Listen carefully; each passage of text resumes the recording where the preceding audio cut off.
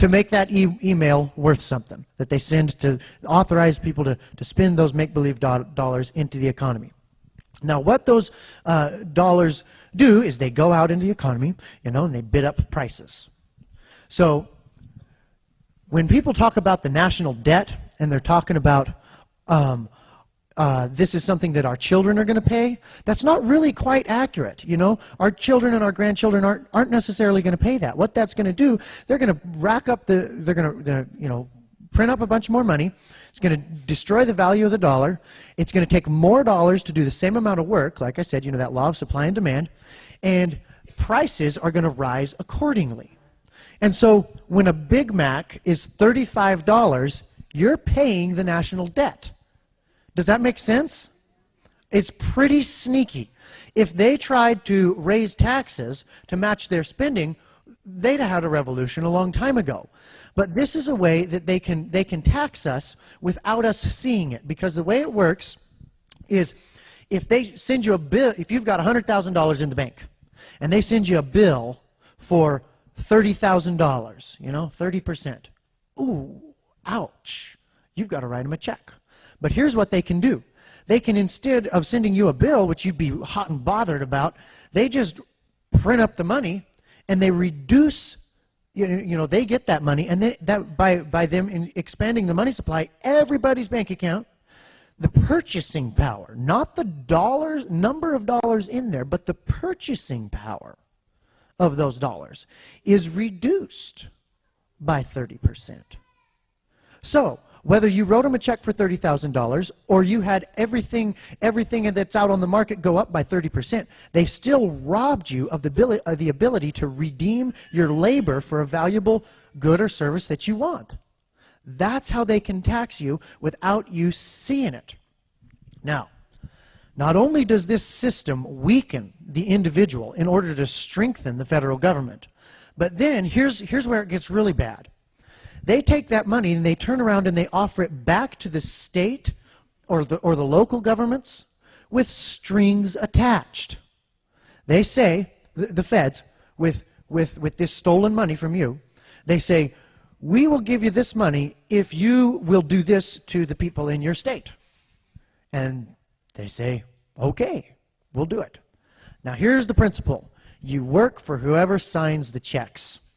Now what this does is this is like a wrestling move where you change from being a republic to being an empire. In a republic, the people are at the top of the food chain, and the commands roll downhill from the people on down to the government, you know, and God gave every human being the right to life, liberty, and property, and a corresponding obligation to defend those rights as an individual and through the establishing of governments to do the same. So it's only reasonable that as a government gets further and further removed from those people, their power subsequently diminishes. That's how it works. That's the logical chain of command in a free society that's operating under the sound reasoning and rule of law. But you get that money flow reversed, where the Federal Reserve can take it right away from you, give it right to the feds. Boom, we're not a republic anymore, we're an empire, where the chain of command follows the flow of money.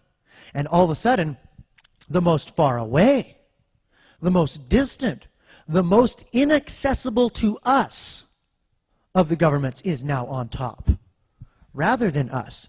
And so what it basically is, to boil it down into real simple terms, is the government is robbing you and giving the state and local government a cut to cooperate.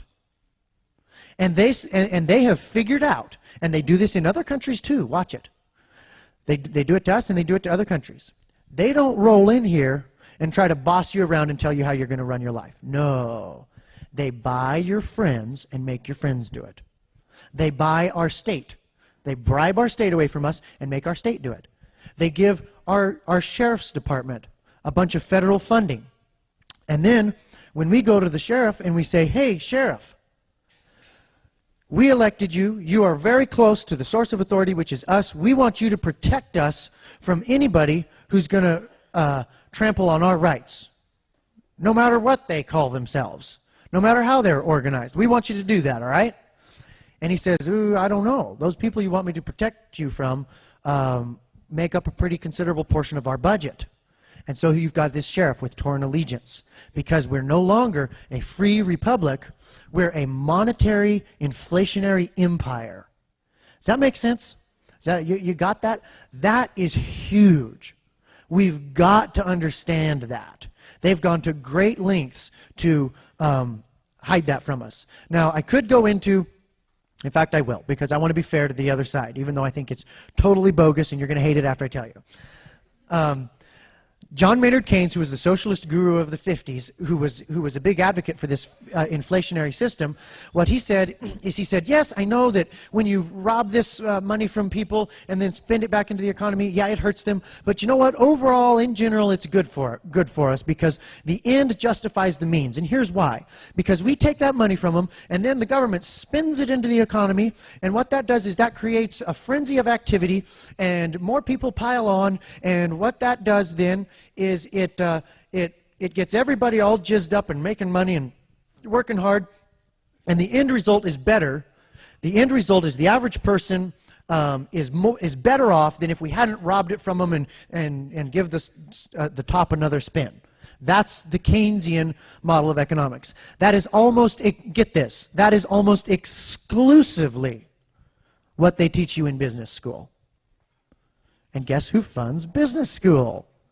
Guess who funds the educational, system? Is those fiat dollars. Of course, they're not going to, bash their method of funding.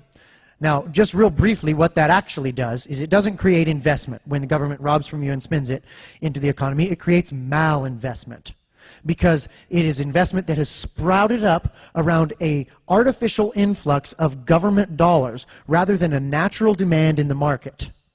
And so people build their life and their business around this influx of government freshly stolen loot.